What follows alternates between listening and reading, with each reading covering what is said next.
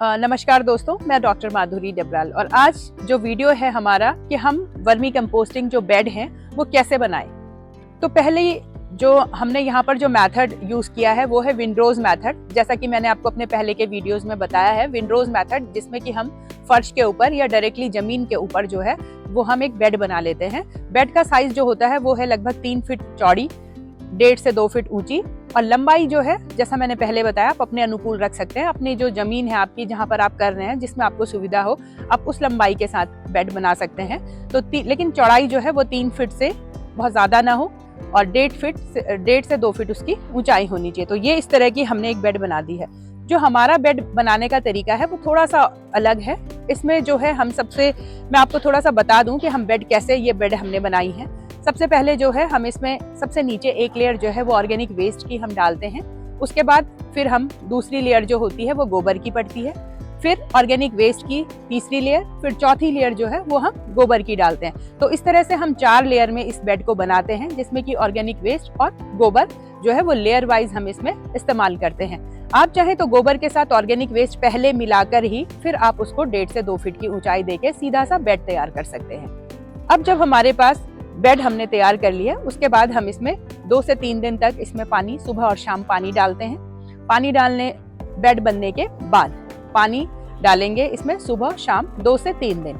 जब हमारे पास हमें लगेगा कि बेड जो है अब वो बिल्कुल सही है, बिल्कुल वो ठंडी हो चुकी है, उसकी जितनी भी बेड में जो गोबर की हीट थी वो सब रिलीज आउट हो चुकी है और अब जो हमारा गोबर है वो केंचुओं के लिए बिल्कुल परफेक्ट हो चुका है, तो उसके बाद हम इसमें फिर केंचुए डालते हैं। केंचुए कैसे डालते हैं, ये जैसे हमारे पास एक बेड है और इस तरीके से हमारे पास ये केंचुए हैं। ये जैसा आप देखिए ये हमारे पास केंचुए रखे हुए हैं।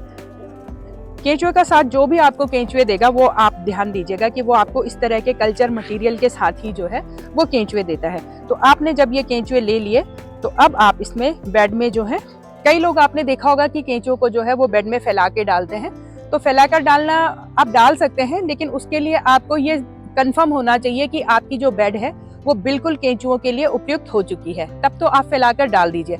अगर आपको थोड़ी सी भी शंका है कि आपका जो गोबर है वो केंचुओं के लिए प्रॉपर नहीं है या अभी वो उपयुक्त उसमें नहीं हो पाया है, तो फिर आप जो है वो कल्चर के साथ, ये जैसा कल्चर और उसके साथ जो ये केंचुए हैं, आप इसको सीधा सा एक ढेर में आप बेड के ऊपर डाल दीजिए। अगर आपका गोबर अच्छा होता है तो ये केंचुए जो है वो खुद से पूरी बेड में फैल जाएंगे और अगर इन केस 1% भी अगर गोबर में कोई कमी हुई तो फिर जो केंचुए हैं आपके वो बेड में नहीं फैलेंगे बल्कि इस कल्चर के साथ एक ही जगह में रहेंगे। तो फिर आप उसको उठाकर और बेड को फिर से कुछ ट्रीटमेंट दे सकते हैं। तो अब बेड में जो केंचुए हैं वो किस तरह से डालने हैं, इस तरह से आपने एक जगह ये देख ली, फिर आपने एक जगह में जहाँ पर आपको लगता है कि बिल्कुल सही गोबर है, आप इस तरह से वहां से ऊपर से मल्चिंग हटा के और ऐसे ढेर में आप केंचुए इस तरीके से डाल दीजिए। अब जो अगर बेड में गोबर बिल्कुल सही होगा तो ये केंचुए खुद ब खुद जो है वो पूरी बेड में फैलना शुरू कर देंगे। और ये देखिए जैसे इन पे अर्थवॉर्म्स का यहाँ पे मूवमेंट शुरू हो चुका है। ये 1 घंटे, आधे घंटे या फिर जिस तरह से केंचुए की क्वांटिटी है तो वो जल्द से जल्द 1 से 2 घंटे के भीतर जो है ये पूरे केंचुए आपको यहाँ से साफ होके मिलेंगे। आप फिर यहाँ पे देखेंगे तो आपको यहाँ पर कोई केंचुआ नहीं मिलेगा। जब आप इसमें केंचुए डाल देते हैं उसके बाद फिर आपको इस तरह का जो भी वेस्ट है वो आपको पूरी बेड इस तरह से ढक देनी है। अब ये देखिए अभी 5-7 मिनट ही हुए हैं और इसमें काफ़ी केंचुए जो हैं वो गोबर में जा चुके हैं, बस थोड़े बहुत ही अब ऊपर दिख रहे हैं और ये भी तुरंत के तुरंत 5 से 10 मिनट के अंदर ये और भी अंदर चले जाएंगे। और फिर यहाँ पे तो इस तरह से जो केंचुए हैं, अगर गोबर बिल्कुल ठीक होता है, उपयुक्त होता है, उनके जो बेड में हमारे गोबर है, तो केंचुए जो है वो आपके केंचुए के ढेर से भी जो है वो अंदर चले जाएंगे गोबर के में।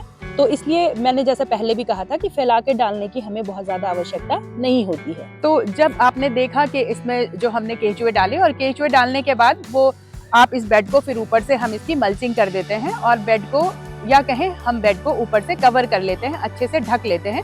जैसा मैंने आपको पिछले वीडियो में भी बताया था कि जो केंचुआ है उस जो बेड है उसको हम घास पत्तियों से ढक सकते हैं, हम उसको पराली से ढक सकते हैं, पराली ना हो तो केले के पत्ते अगर आपके पास हैं आप उससे ढक सकते हैं, और अगर आपके पास इस तरह का कोई ऑर्गेनिक वेस्ट नहीं है, ऑर्गेनिक मटेरियल, तो फिर आप उसको टाट या जो जूट का बोरा आता है आप उससे भी ढक सकते हैं। वो भी बेड को ढकने के लिए काफी अच्छा रहता है। तो इसके बाद हम इस बेड को इस तरह से पूरा, ये जो हमारे पास यहाँ पे ऑर्गेनिक वेस्ट है, हम इस तरह से इस बेड को चारों तरफ से अच्छे से इसको ढक लेंगे इस तरीके।